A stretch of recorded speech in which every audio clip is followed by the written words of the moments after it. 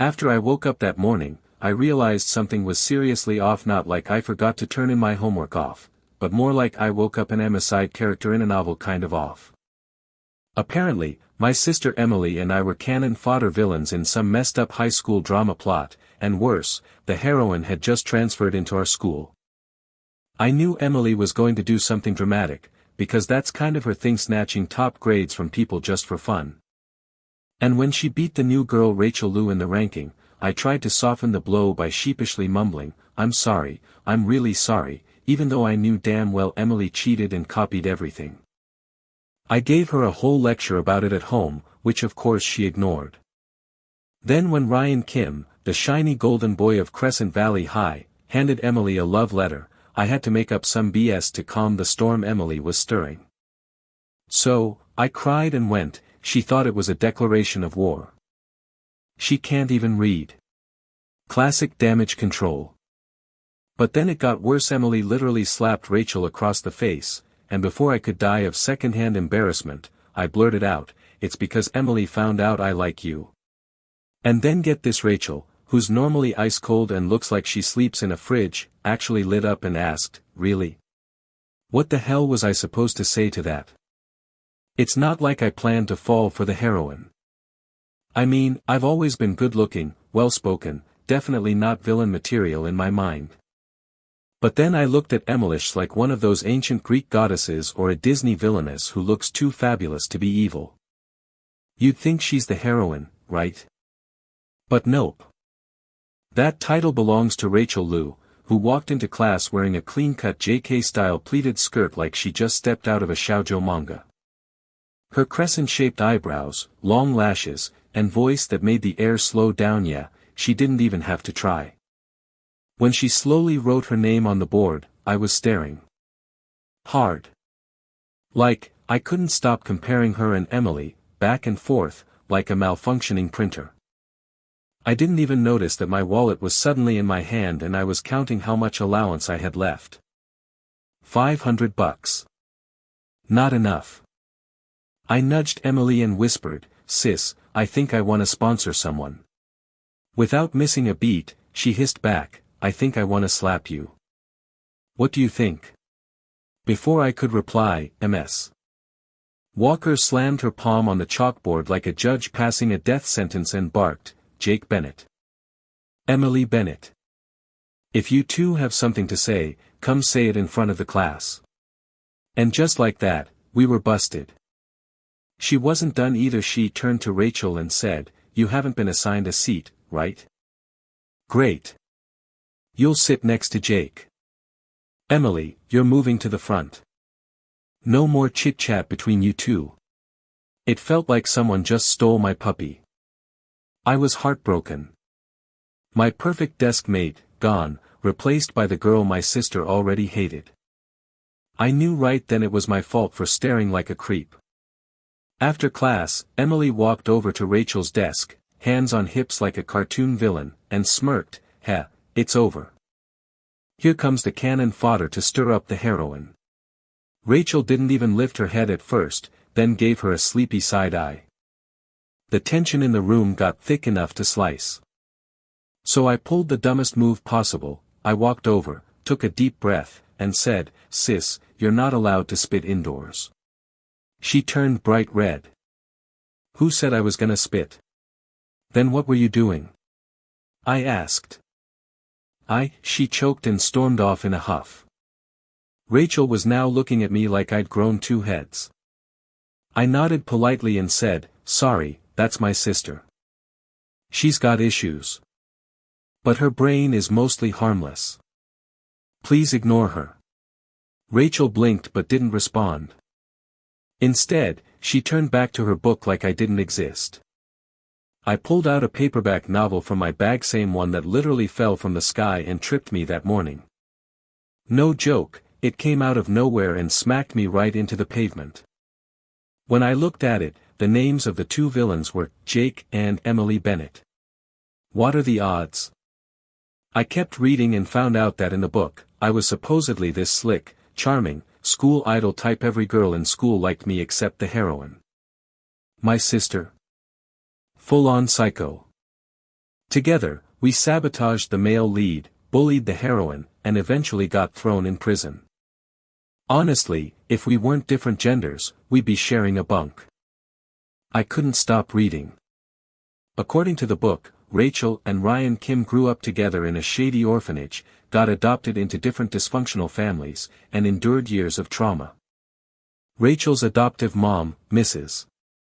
Lou, was especially controlling, checking her texts, forbidding her from locking doors, flipping out if she smiled at a boy. That's why Rachel became so withdrawn, until Ryan helped her open up again years later. It hit me like a truck. I'd been harassing a girl who literally lived through hell. Thenbum MS. Walker snatched the book out of my hands mid-class. Jake Bennett. Reading trash during my lecture.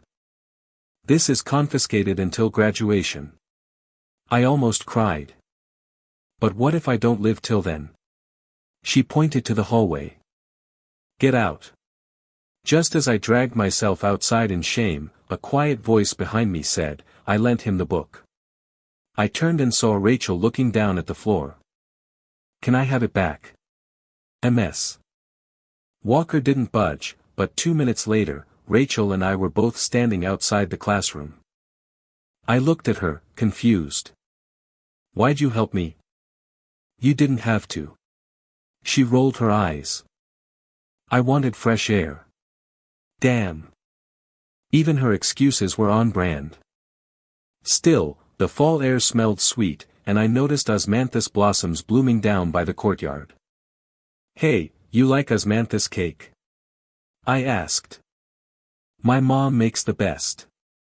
We could dry some petals, bring them back. I trailed off when I saw her staring blankly, not really listening. I remembered her backstory again and mentally slapped myself. Actually, never mind going back. Just come to my place. You're way too skinny. My mom wouldn't mind feeding one more. Rachel blinked, obviously thrown off. Say yes, I whispered like a prayer. Say yes, please don't send the male lead after me later. She looked like she was about to say something, but then bam. MS. Walker opened the door again and smacked me on the head with her pointer. You think this is a farmer's market out here? Get back in. I barely survived the next class and was sentenced to sweeping the leaves all morning. But I returned with 2 jars full of osmanthus, holding them up like trophies. Look. I beamed at Rachel. My mom's cake is legendary. She gave the faintest smile, then turned somber again. I can't stay out late, she said. Sorry. Emily, of course, overheard and snorted. What are you, 6? You want someone to walk you home, princess? I slammed my desk. Emily. That's enough. She blinked at me. What? I didn't even say anything bad. Yeah, well, she's a high schooler. Same as us. That didn't even make sense, but I said it anyway. Rachel stayed quiet.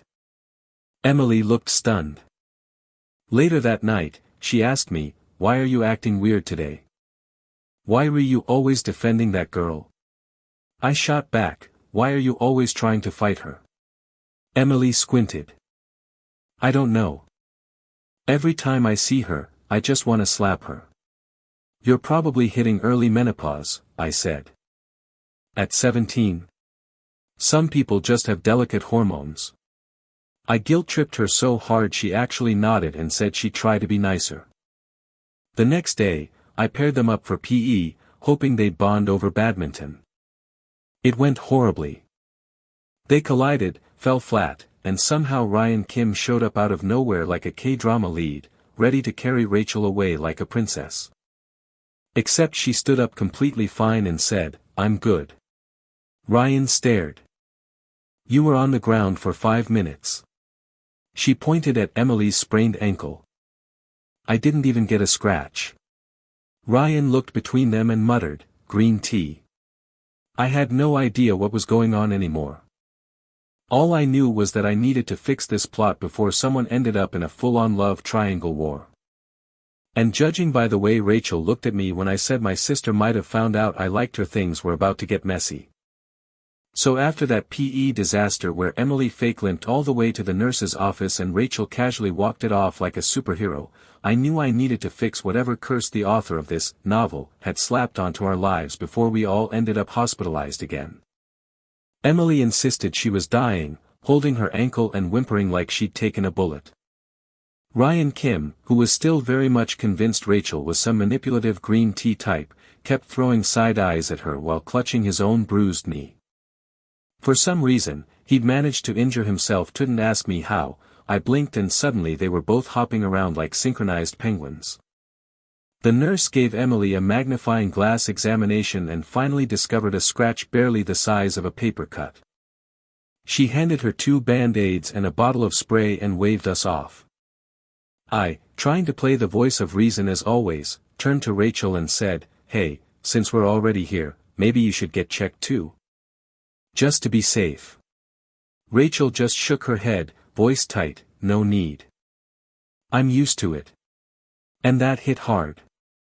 Like, not even in a dramatic slow-motion way, just quiet, flat, and it made me feel like the scum of the earth. I remembered reading that in the orphanage, she'd been physically punished, overlooked, treated like less than a person. Her adoptive mother? Even worse. That woman checked her phone daily, accused her of things she didn't do, made her kneel in public just for existing. My fists clenched just thinking about it, and then Emily screamed. I turned to see her dramatically collapse, wailing that her ankle had really given out this time. The nurse sighed so deeply I think I saw her soul leave her body. She prescribed some pain spray while Ryan muttered, "Green tea. All of you." After limping out of the nurse's office with Emily leaning on me and Ryan hobbling next to her, we looked like a broken marching band, left foot, right foot, 1-2, 1-2. At that moment, I realized something wasn't adding up. This wasn't how a protagonist reunion was supposed to look. Ryan and Rachel, the fated couple, had about as much romantic chemistry as a soggy sandwich and a brick wall. So I asked, "Did you guys actually know each other before?" Rachel nodded slightly and explained, "Yeah. Same orphanage. He used to lead the other kids into trouble. I stayed away." When I asked her to clarify, she just shrugged and said, "He thought I was mute. I thought he was brainless. And that was it. Goodbye, romantic backstory. Goodbye, tragic childhood bond." I was ready to throw the whole novel into the trash. Then Rachel looked at me weird. "You seem really curious about my past," she said. I immediately panicked. "What? No. Just casual conversation." She narrowed her eyes, clearly not buying it. "Really?"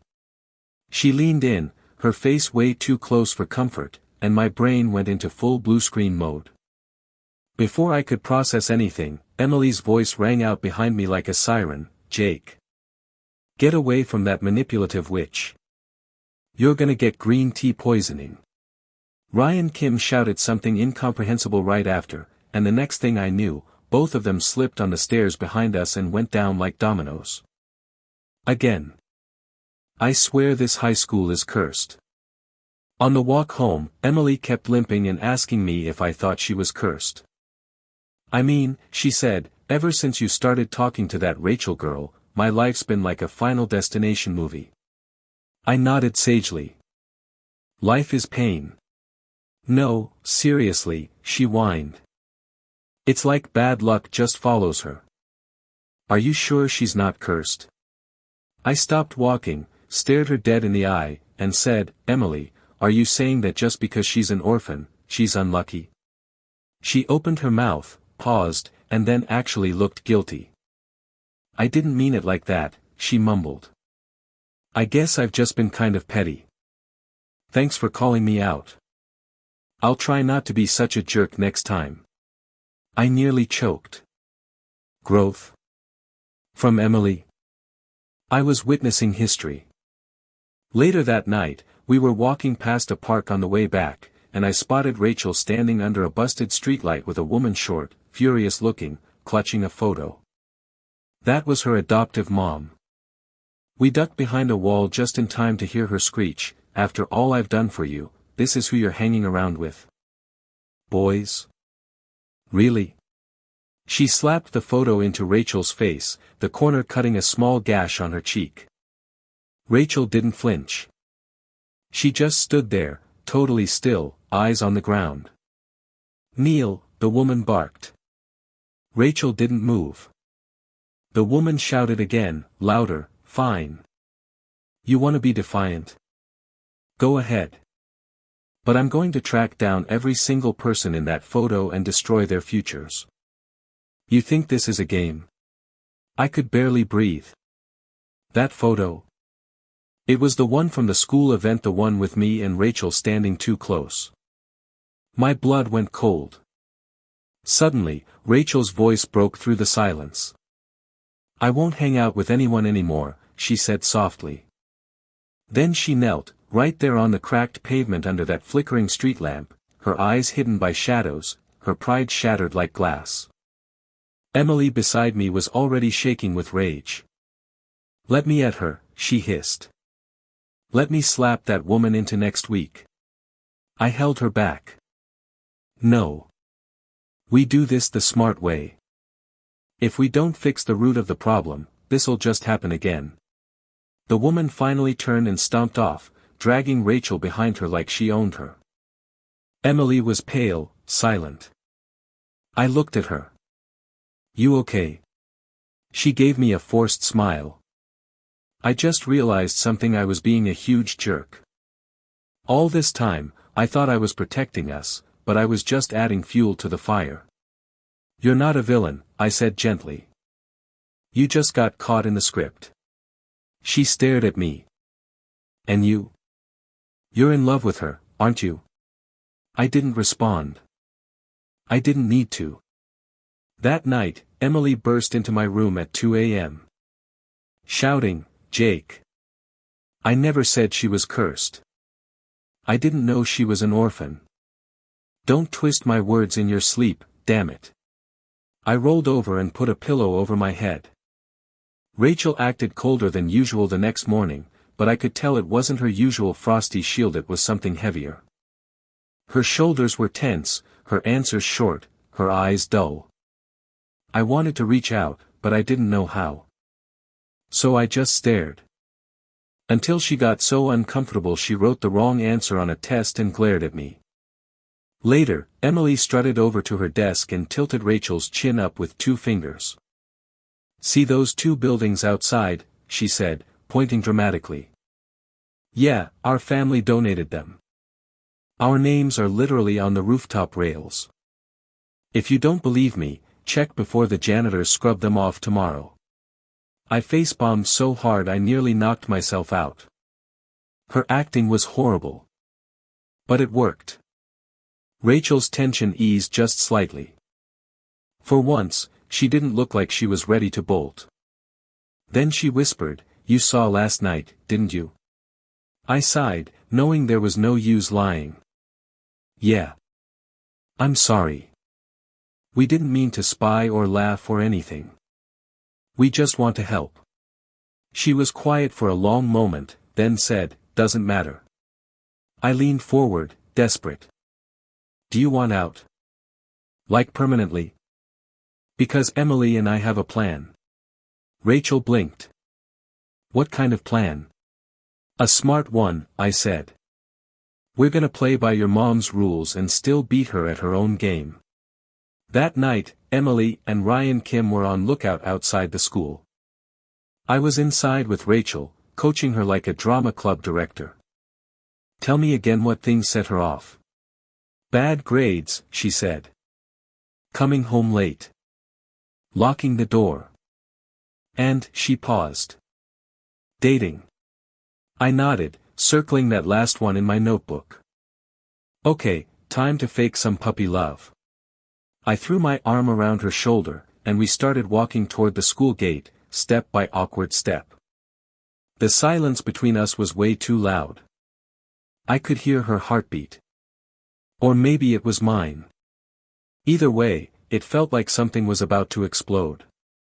And I was pretty sure it wasn't part of the original plot. The second Rachel and I stepped outside the school gate with my arms still awkwardly draped over her shoulder, I could feel every nerve in my body screaming. The night air was cool, the sidewalk dimly lit, and the silence between us dangerously fragile. I was fully committed to the puppy love act to provoke her control-freak adoptive mother, but that didn't mean my heart wasn't doing somersaults every time she took a step closer. We hadn't even made it 10 feet when Emily, Queen of Dramatics, leaped out from behind the hedge like she was in a bad reality show, shouting, "Jake! Where are your hands?" I froze mid-step like a raccoon caught in headlights. But the damage was done. That shout, as obnoxious as it was, had summoned the storm. Mrs. Lou, a woman with a perpetual scowl and the energy of someone who's never been hugged, stomped toward us in a fury, her eyes landing on Rachel's hands still clutching mine. "So it's true," she hissed. "You little tramp." Rachel panicked and squeezed my hand tighter, and my instincts kicked. I grabbed her and bolted. We sprinted down the block, hearts pounding, Emily and Ryan tailing us like confused NPCs yelling about consent and chaperones and other nonsense that would have been hilarious if we weren't being hunted by Rachel's personal demon. When we finally turned a corner and ducked behind a vending machine, my chest heaving, I looked at her and asked, "You good?" She nodded, cheeks flushed, breathing hard. Emily caught up next, yelling, "Jake! This isn't how you hold hands for fake dating. There's technique. You're blowing the plan." Rachel, bless her, interrupted with a rare flare of boldness. "Actually, I grabbed his hand." That shut everyone up. Emily nearly fainted. Ryan had to physically slap a hand over her mouth to keep her from waking the whole neighborhood with her screeching. Later that night, we debriefed in the living room while Rachel showered and borrowed some of Emily's pajamas. Emily paced in circles muttering, "This girl has no taste. She must be blind. Should we get her an eye exam?" I was already regretting everything. The plan worked too well, actually. Rachel was now unofficially moved into our house for safety reasons, and I had a growing suspicion that my role as a side character was slowly being overwritten by something way more complicated. The next morning, we walked to school like some makeshift sitcom family, and as expected, the first thing waiting for us was trouble in the form of Rachel's adoptive mother. She barged into the main office demanding blood and probably child support, screaming that I'd corrupted her innocent daughter. When she saw me, she stormed over and shrieked, You're the bastard who kidnapped Rachel." Then she grabbed my collar, shoved me, and promptly tripped over her own feet, collapsing dramatically and screaming, "Ah! My leg! It's broken." It was like watching a really bad soap opera live. Emily dropped to her knees beside me and sobbed, "Brother! Don't die. You're too young to be sued." The only adult in the room, poor MS. Walker, just sighed and muttered, "Not again." But she was sharp. She glanced at the scene, saw right through it, and immediately said, "Oh no. We can't have the G family upset. Jake, I'll call your parents. They'll come pick you up immediately. This has nothing to do with the school, though. We're innocent." Totally. I played along like I was about to sue the entire district. "If anything happens to me, MS. Lou, I'm taking back the buildings my family donated." "And Rachel? She's never setting foot in another high school in this state." Mrs. Lou's jaw dropped. "The G family donated buildings?" Her whole face recalibrated. "Misunderstanding. This is all one big misunderstanding. I barely touched him." "You call that a push?" "I use more force turning on the TV." Emily gasped, clutching her imaginary pearls. "Auntie, that's slander. You can't just say anything." There are cameras in here, you know. This is defamation. Mrs. Lou, realizing she was losing fast, tried a final Hail Mary. Call the police. I'm reporting all of you. That's when Rachel, who'd been silent this whole time, finally spoke. Her voice was calm, steady, final. Mom, stop. Everyone froze. Mrs. Lou blinked, stunned that Rachel had even addressed her. I'm 18 now. Your guardianship over me is done.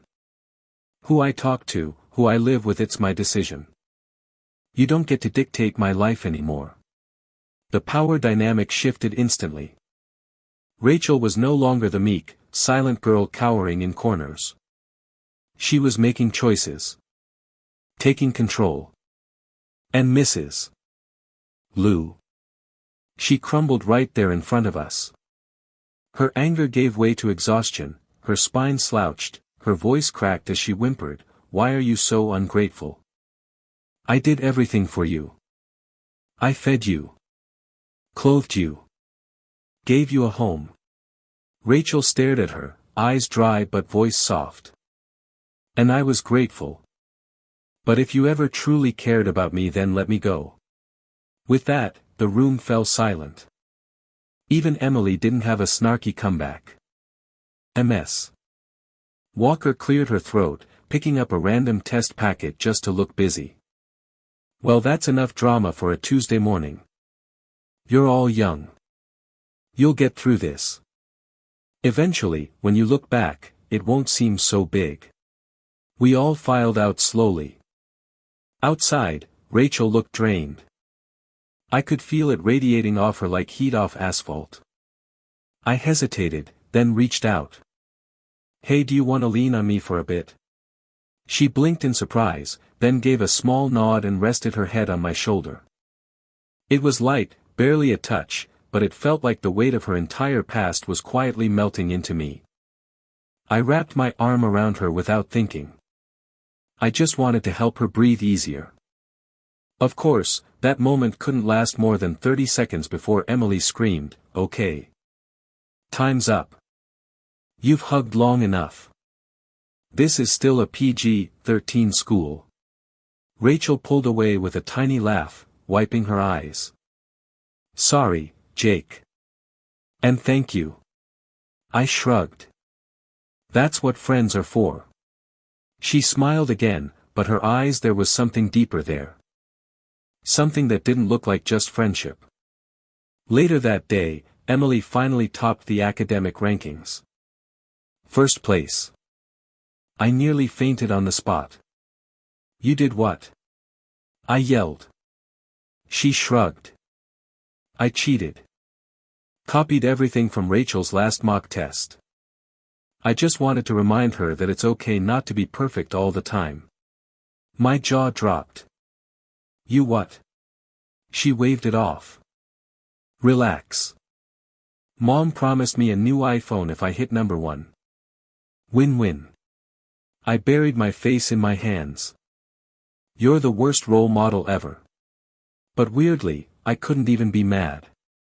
She'd done it to help Rachel breathe easier. And honestly, it worked. Rachel looked calmer, lighter. Until, of course, Ryan Kim ruined everything by handing Emily a love letter during lunch in front of the entire school. I watched in horror from the classroom window as the sun hit the envelope, and Emily giggled while accepting it. She even tucked it into her pocket like it was a winning lottery ticket. I turned slowly toward Rachel, who was also staring out the window. Her face was unreadable. Crap. The heroine just watched her enemy get confessed to by her childhood Bond guy. This was bad. This was nuclear. I immediately sprinted over and blurted out, "That was a misunderstanding. My sister is illiterate. She thought it was a death threat. A declaration of war." Rachel raised an eyebrow. "Illiterate?" Mildly, I insisted. "And aggressive." She stared at me for a long second, then said, "Sounds serious." Maybe take her to a doctor. I nodded solemnly. We're looking into specialists. Then I turned away and exhaled so hard I nearly passed out. I didn't know how to stop this script from spiraling, but I knew one thing for sure: if Rachel found out how much I actually liked her, I wasn't sure it would save her from the story's ending or destroy her faster. After that disaster of a love letter incident, I genuinely thought things couldn't get worse, but clearly I'd forgotten what kind of story we were trapped in, because the universe immediately decided to raise the stakes, like it was daring me to keep up. I avoided Rachel for the rest of the day, mostly because I didn't want her to ask more questions I wasn't ready to answer, like why I looked like I wanted to murder Ryan Kim or why I suddenly couldn't make eye contact without sweating. When I got home, I stormed into Emily's room and demanded, "Did you seriously accept his confession?" She looked up from her phone like I'd just interrupted her from a TikTok spiral. What? No. We're still in high school. I told him we should focus on studying. I stared at her, stunned. That's your big response? She rolled her eyes. Duh. I'm your sister, Jake. I'm supposed to set a good example, not start a romance arc with the male lead of the book we're trying not to die in. I wanted to punch a wall and hug her at the same time. Then why did you take the letter like it was a fan gift from BTS? She shrugged. It was cute. And a little attention never killed anyone. Besides, I didn't actually say yes. I'm not trying to end up in a love triangle with a girl who already looks like she could end my life with one side eye. I flopped onto her beanbag and groaned into my hands. Premature love for me, I muttered. Emily looked at me sideways. What was that? I sat up and brushed it off. Nothing.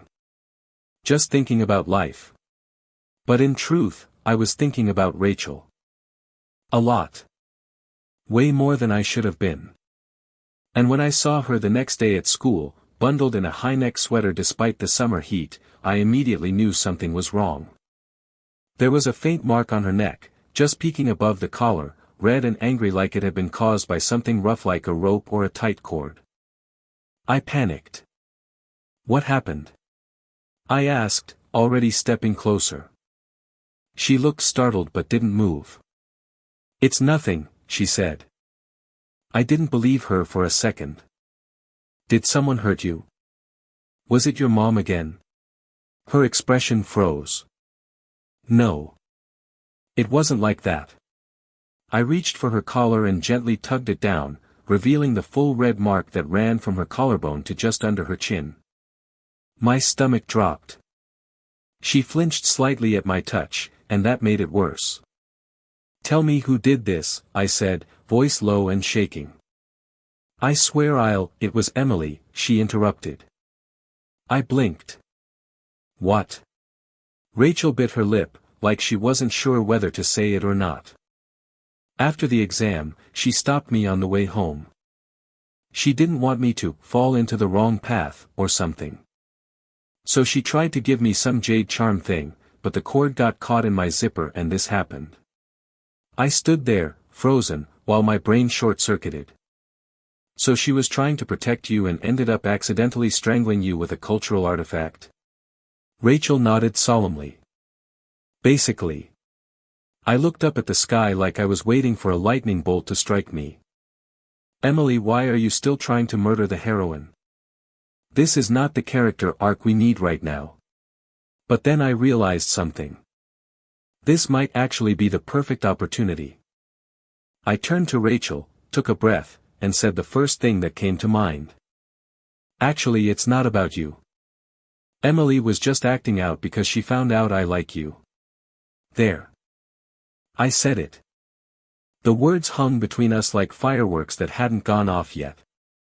Rachel looked up slowly, her eyes locked onto mine with something unreadable swirling in them. Really? She asked. Her voice was so soft I almost thought I imagined it. I nodded, forcing my hands not to shake. Yeah. Really. And then everything blurred. One moment she was standing still, and the next, she threw herself into my arms, her hands fisting my shirt, her face buried in my chest like she was hiding from the world. "I like you too, Jake," she whispered. "I've liked you for a long, long time." I think my brain exploded. I couldn't feel my legs. My arms wrapped around her on instinct, and I just stood there, holding her while the world spun out. So this is what it feels like when the heroine picks the wrong guy. Later that week, after the college entrance results were released, everything shifted into high gear. Rachel got into Columbia. Ryan Kim ended up at NYU. Emily and I chose Rutgers to stay close, which meant we'd all still be within a train ride of each other, for better or worse. I wasn't sure if we were delaying fate or rewriting it, but it felt like we'd won something just by surviving. When we went back to Crescent Valley High to pick up our records, Ms. Walker greeted us with a smirk and handed me a book. "You dropped this months ago," she said. I blinked. The book. The one that predicted our lives like a cursed manuscript. I opened it, heart pounding, and found that every word had changed. The melodrama was gone. No evil villains. No prison endings. It was just a story, our story, one of chaos and growth and messy, beautiful survival.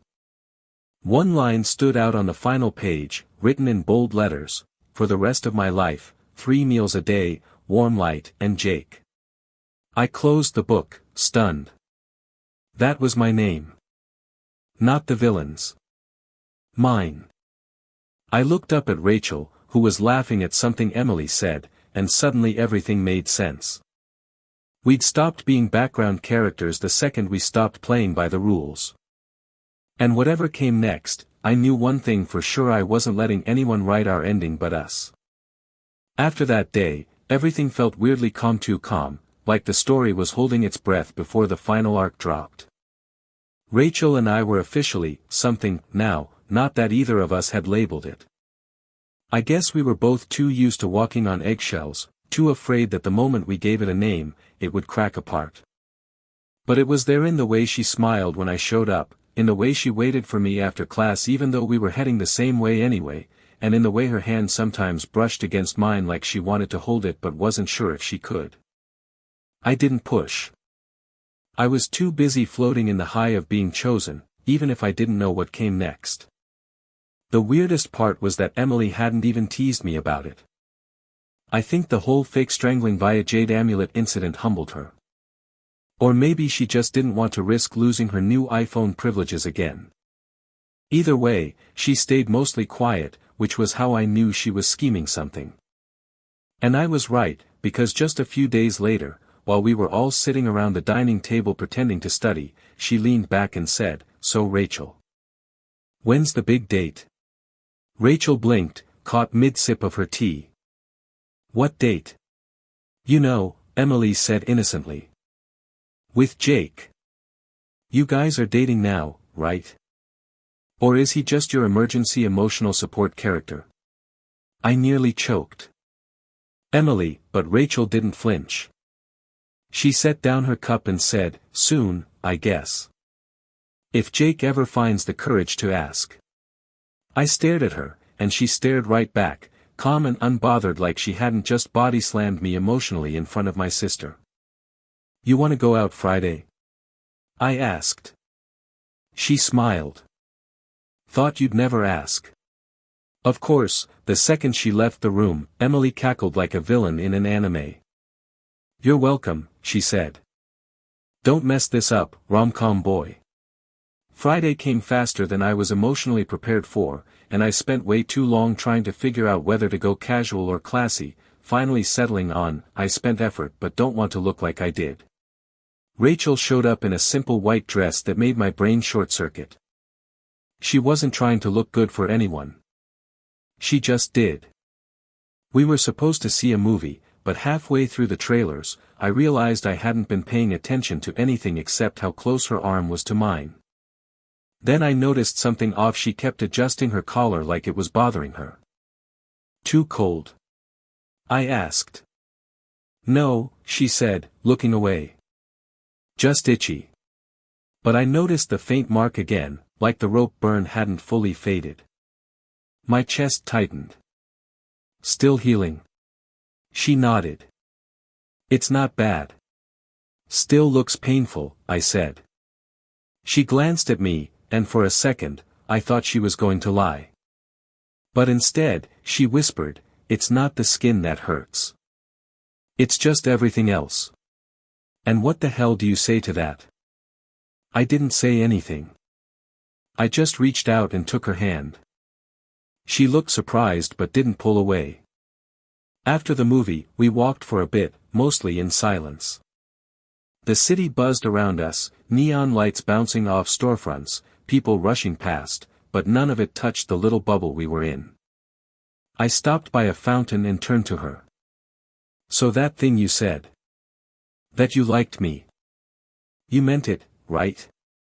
She looked at me like I was stupid. Jake. I don't just throw myself into people's arms for fun. Fair, I said. I guess I still can't believe it. I was supposed to be the side character. You were the heroine. Ryan was supposed to be your endgame. Rachel tilted her head. Do I look like I follow scripts? No, I admitted. You look like the girl who burns them.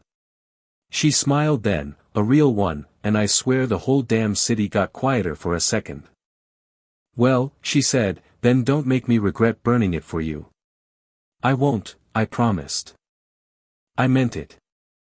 But life, of course, was not done throwing curveballs.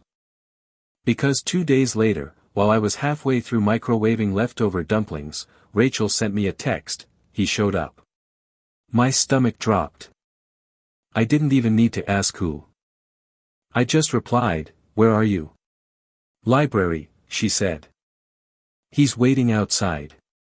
I was out the door before the microwave beeped. When I got there, I saw Ryan Kim standing at the bottom of the library steps, holding a bouquet of flowers like he was auditioning for The Bachelor. Rachel stood across from him, arms crossed, face unreadable. I approached from the side, quietly, trying not to ruin anything but also low-key hoping to ruin everything if necessary. Hey, I said casually. Ryan turned, surprised. Oh. You. Yup. Me. I looked at the flowers. You planning to confess again? He hesitated. I never really got an answer. That's because it wasn't a question, Rachel said. It was a gesture. And I'm grateful, Ryan. I really am. But I'm not the same girl you knew at the orphanage. And we didn't grow up together or just survived in the same place. That hit like a slap. Ryan flinched. So you're choosing him? He asked, nodding at me. Rachel didn't even blink. I already did. I thought that would be the end of it, but Ryan's face changed like something inside him snapped just a little. You're gonna regret it, he said softly. He's not like us. He doesn't know what it's like to fight for everything. He's just some rich kid playing savior. That pissed me off more than I thought it would. You think I'm playing? I've been here through every panic attack, every scar she tried to hide, every moment your absence left her cold. You had your chance, Ryan. You left. I stayed. Silence. Rachel took a breath. Jake. I turned. Yeah.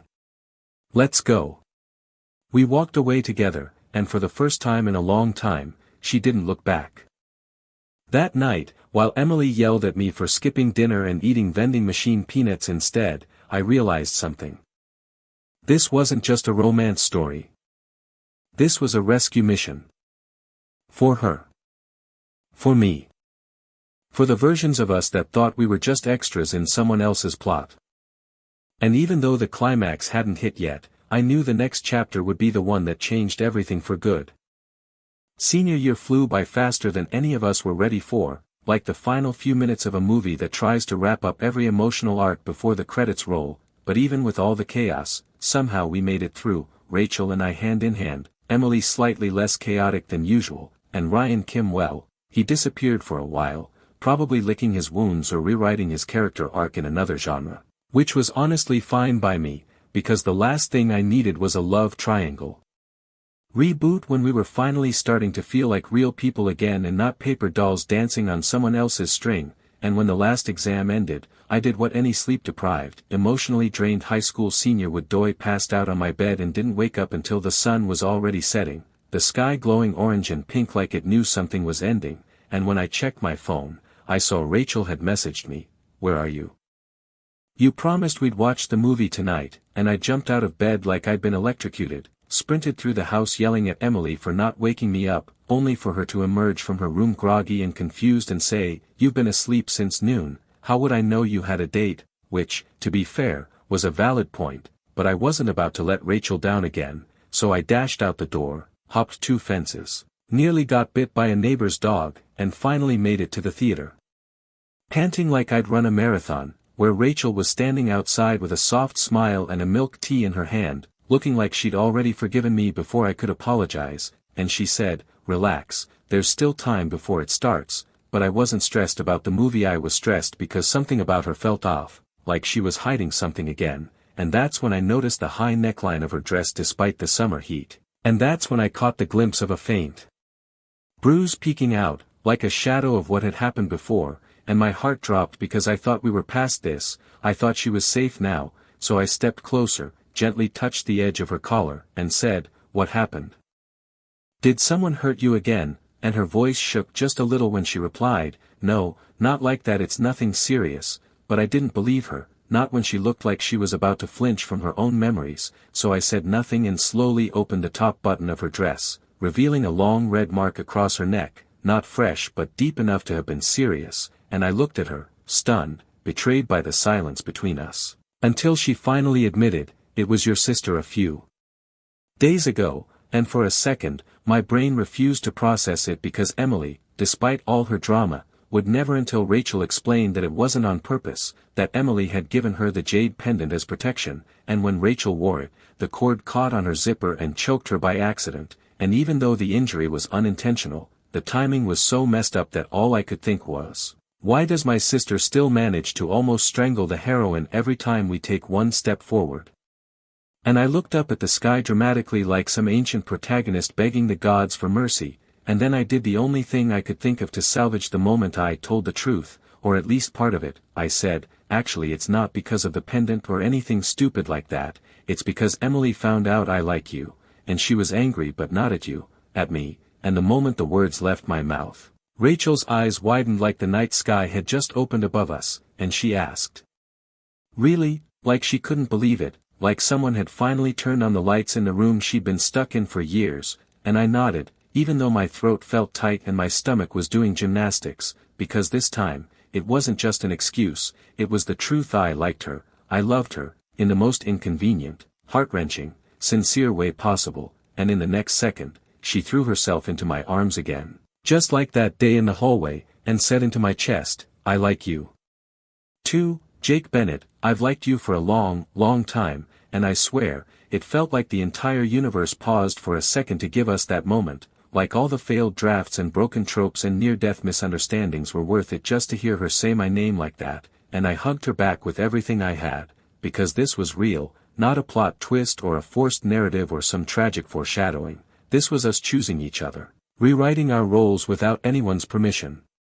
And after that, everything happened in a blur: college decisions, roommate arguments, late-night ramen runs. Rachel got accepted into Columbia, Ryan got into NYU, Emily and I went to Rutgers nearby, and we all stayed within train rides of each other, like the universe decided to give us one last shared map before sending us off into our separate spin-offs, and before we left Crescent Valley High for good, we went back one last time to grab our files and say goodbye to Ms. Walker, who, in her usual deadpan voice, handed me a dusty old paperback and said, "Almost forgot, you dropped this at the beginning of the year," and I stared at it, heart-stopping, because it was the book, the one that told me everything, the one that wrote me and Emily as villains and Rachel as a victim. But when I opened it, the pages were different, completely rewritten, no villains, no deaths, no prison endings, just moments, just youth, Just people who tried and failed and tried again, and... When I flipped to the very last page, I saw one sentence written in bold: for the rest of my life, 3 meals a day, fireworks in winter, and Jake Bennett safe and sound, and I stared at it for a long time before closing it, because somehow, that was enough, somehow, that was the perfect ending, not because it promised a perfect life, but because it meant I'd made it through, we'd made it through.